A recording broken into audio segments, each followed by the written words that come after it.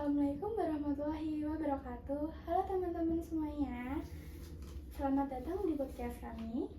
Perkenalkan, saya Tina Nurjana, mahasiswa Universitas Negeri Yogyakarta, Fakultas Vokasi, Program Studi Manajemen Pemasaran.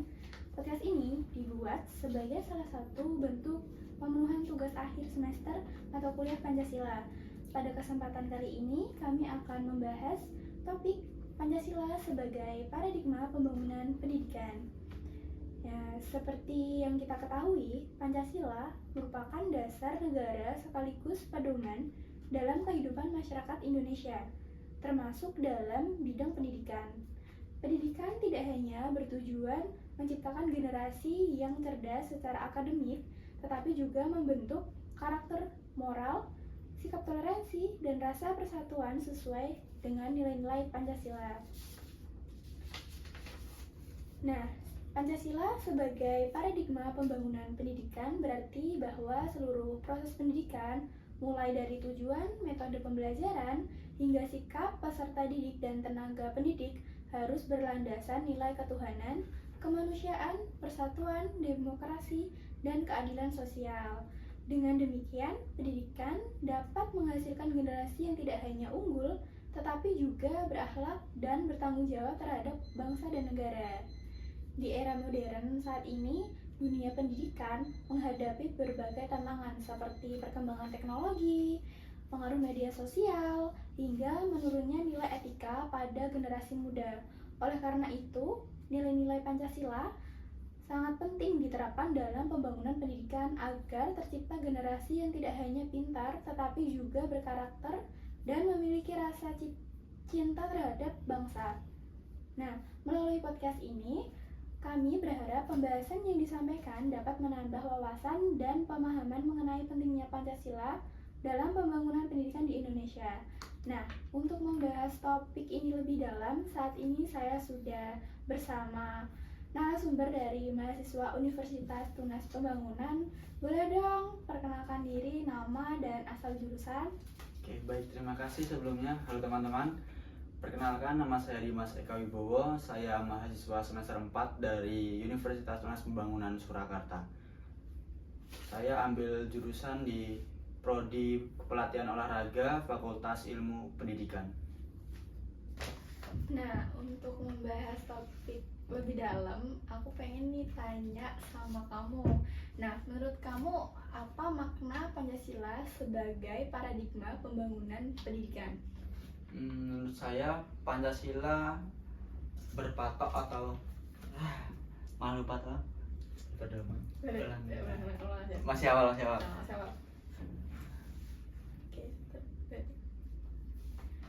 Nah, kami akan membahas lebih dalam nih tentang topik yang akan kami bahas. Nah, aku pengen tanya nih sama kamu, menurut kamu apa sih makna Pancasila sebagai paradigma pembangunan pendidikan? Saya Pancasila menjadi pedoman utama bagi pendidikan di Indonesia.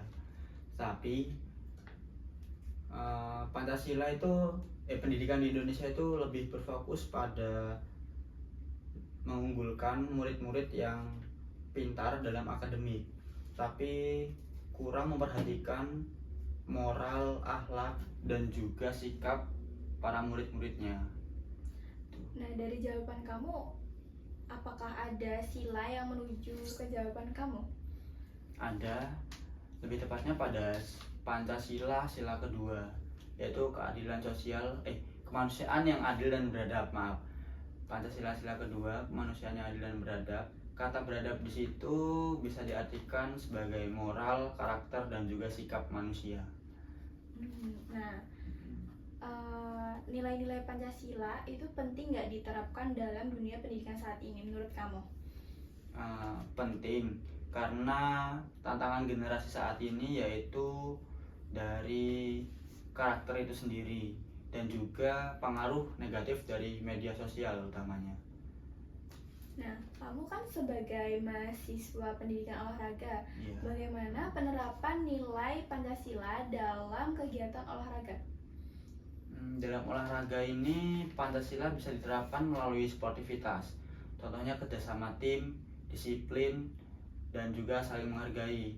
Misalnya saat pertandingan kita diajarkan untuk bermain jujur dan juga menghormati lawan dan menerima kemenangan ataupun kekalahan atas hasil yang diterima. Nah, dalam pertandingan itu kamu pernah bohong nggak sih? Pernah, tentunya pernah, sedikit-sedikit mungkin. Boleh nggak kebohongan apa yang pernah kamu lakuin dalam pertandingan gitu? Kebohongannya mungkin kecil menurut saya, tapi berdampak besar buat musuh saya ya. Saya sendiri kan cabang olahraganya bela diri di taekwondo. Kebohongan yang saya lakukan waktu itu saat seharusnya ini kaki mengenai kepala, sebenarnya itu tidak mengenai kepala, hanya menyerempet. Dan pada saat dicek VR juga itu tidak mengenai, tapi saya di situ kayak berkukuh kalau itu kena kepala. Jadi protes saya diterima dan saya mendapatkan poin. Nah, lawan saya itu jadinya kan kayak Rugi. tidak rugi dalam poinnya gitu. Oh, kamu nyesel nggak ngelakuin itu? Enggak dong, itu justru kan menguntungkan buat saya tapi merugikan untuk musuh saya. Nah, apakah pendidikan di Indonesia saat ini sudah mencerminkan nilai-nilai Pancasila? Nah, mungkin kamu bisa jelasin? Menurut saya sebagian pelajaran dan kurikulumnya itu sudah menuju ke situ. Cuman ada beberapa praktek yang belum tertuju pasti kepada materi dan tujuan yang dimaksud. Karena mungkin beberapa kendala itu tidak bisa dihindari ya. Seperti contoh kayak pembulian misalnya, dan juga kurangnya toleransi dalam pendidikan yang ada di sekolah-sekolah. Nah, ini kan kamu mahasiswa pendidikan olahraga. Nah, kedepannya mungkin kamu akan jadi guru. Nah, itu kamu pasti punya murid. Nah, misal murid kamu itu kena bully, itu kamu bagaimana?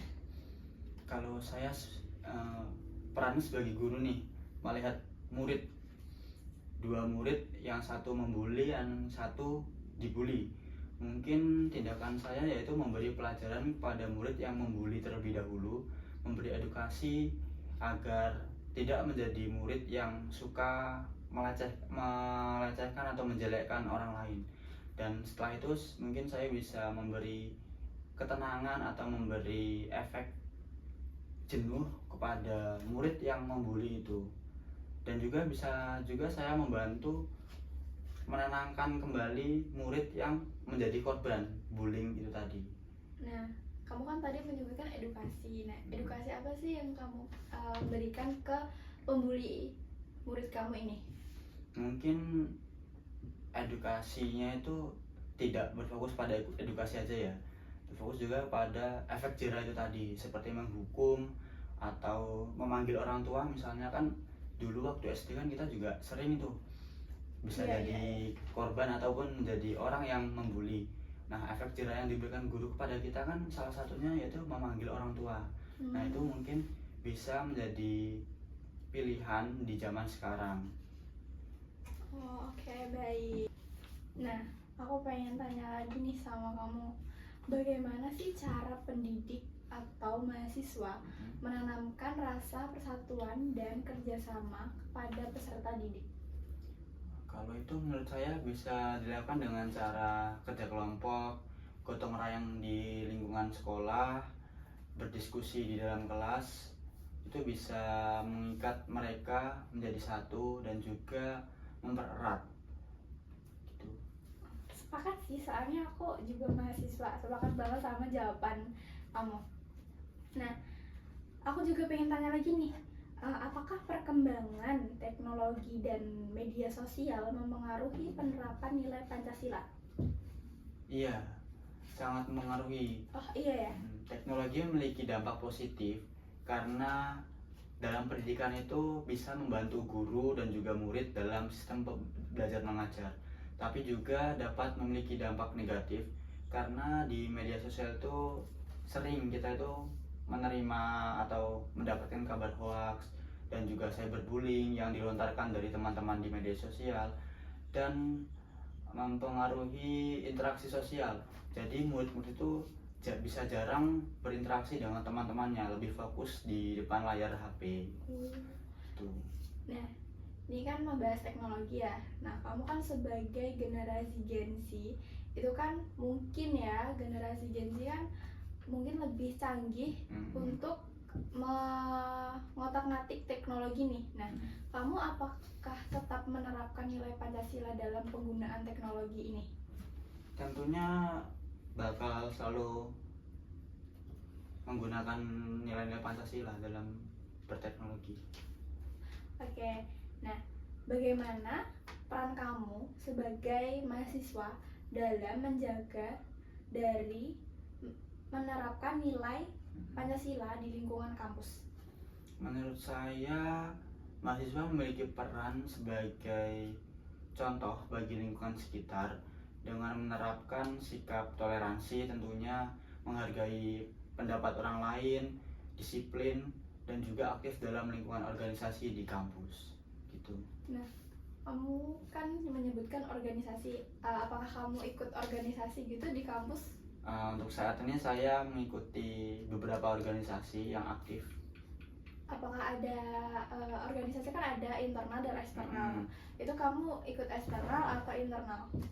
Kalau saat ini saya lebih fokus ke organisasi internal. Ada sekitar 8 sampai 9 organisasi internal. Kamu ikut semua organisasi? 8 itu kamu ikut? Iya, betul. Apa aja nih? Organisasinya ada beberapa, kayak organisasi Ormawa dan juga UKM kebetulan. Boleh disebutin atau enggak? Boleh sih. Kalau saya sendiri yang pertama ada BEM, ada Himpunan Mahasiswa PKO, terus Karya Ilmiah, Kewirausahaan, terus Sekuat Jawara atau Duta Promosi, UKM Taekwondo, ya, UKM Pencaksilat dan juga UKM MMA. Dan terakhir baru aja kemarin saya menjadi ketua juga di UKM Guara-Guara atau Gabungan Olahraga Tradisional. Wow. Gitu. Nah, itu kan kamu ikut taekwondo. Kamu pernah nggak sih jadi pelatih taekwondo? Pernah. Saat ini saya juga udah melatih taekwondo di ekstrakurikuler sekolah. Wow, nah itu kan kamu ikut semua organisasi. Iya. Kamu gimana caranya membagi waktu untuk organisasi itu sama kegiatan kuliah? Kalau saya sendiri sih lebih fleksibel aja ya. Kalau saat ini hari ini kuliah sampai siang dan nggak ada kegiatan organisasi, berarti kan saya bisa mengerjakan kuliahnya dulu. Tapi kalau dibarengi dengan organisasi, saya bisa mengutamakan yang lebih penting. Semisal kalau kuliah kan udah jelas lebih penting ya. Nah, organisasi mesti rapatnya itu di sore hari. Nah, semisal dari beberapa organisasi ini ada rapat yang bertabrakan, mungkin saya di situ memilih salah satu organisasi yang saya itu kedudukannya lebih tinggi di situ. Kayak semisal ini saya di satu organisasi sebagai anggota, di satu organisasi sebagai sekretaris, saya lebih milih diberatkan datang ke sebagai sekretaris ini tadi. Karena kan di anggota ini kayak kita bisa menerima apa aja yang ditentukan dari atasan juga. Jadi kamu kalau itu kan kuliahnya nanti izin gitu ya, kalau jabatannya lebih tinggi di organisasi. Oke. Baik, terima kasih sama narasumber kita hari ini atas penjelasan dan pandangannya mengenai Pancasila sebagai paradigma pembangunan pendidikan. Nah, dari pembahasan kita tadi dapat kita pahami bahwa Pancasila memiliki peran penting dalam membentuk pendidikan yang tidak hanya mencerdaskan, tetapi juga membangun karakter, moral, dan rasa nasionalisme generasi muda Indonesia. Nah, semoga podcast ini dapat menambah wawasan dan memberikan manfaat bagi kita semua. Nah, saya Tina selaku host pamit undur diri, dan saya Dimas Eka Wibowo. Assalamualaikum warahmatullahi wabarakatuh. Setelah mendengarkan berbagai pandangan dalam wawancara ini, saya menyimpulkan bahwa Pancasila bukan hanya dasar negara, tetapi juga fondasi penting dalam pembangunan pendidikan di Indonesia. Di tengah perkembangan teknologi dan arus globalisasi yang semakin cepat, pendidikan tidak cukup hanya menghasilkan peserta didik yang cerdas secara akademik, tetapi juga harus mampu membentuk karakter yang bertoleran, bertanggung jawab, berakhlak, dan memiliki rasa cinta terhadap bangsa. Namun, masih terdapat berbagai permasalahan yang dihadapi di dunia pendidikan, seperti menurunnya etika dalam berkomunikasi, kasus perundungan, penyebaran informasi yang tidak benar di media sosial, serta belum meratainya akses pendidikan di berbagai daerah. Jika tidak ditangani dengan benar, hal tersebut dapat mengurangi implementasi nilai-nilai Pancasila dalam kehidupan generasi muda. Sebagai solusi, diperlukan kerjasama dari seluruh pihak, mulai dari pemerintah, pendidik, mahasiswa, orang tua, hingga peserta didik. Pendidikan karakter berbasis nilai-nilai Pancasila perlu diperkuat dalam proses pembelajaran dan kegiatan sehari-hari di lingkungan pendidikan. Selain itu, pemanfaatan teknologi harus diimbangi dengan literasi digital yang baik agar peserta didik mampu menggunakan teknologi secara bijak dan bertanggung jawab. Kedepannya, saya berharap pendidikan di Indonesia mampu menciptakan generasi yang tidak hanya unggul dalam ilmu pengetahuan dan teknologi, tetapi juga memiliki integritas, kepedulian sosial, serta semangat persatuan. Dengan menjadikan Pancasila sebagai pedoman dalam pembangunan pendidikan, Indonesia dapat mewujudkan sumber daya manusia yang berkualitas dan siap menghadapi tantangan masa depan tanpa kehilangan jati diri bangsa. Pendidikan yang berlandaskan Pancasila bukan hanya mencerdaskan kehidupan bangsa, tetapi juga membentuk generasi yang berkarakter dan berkepribadian Indonesia.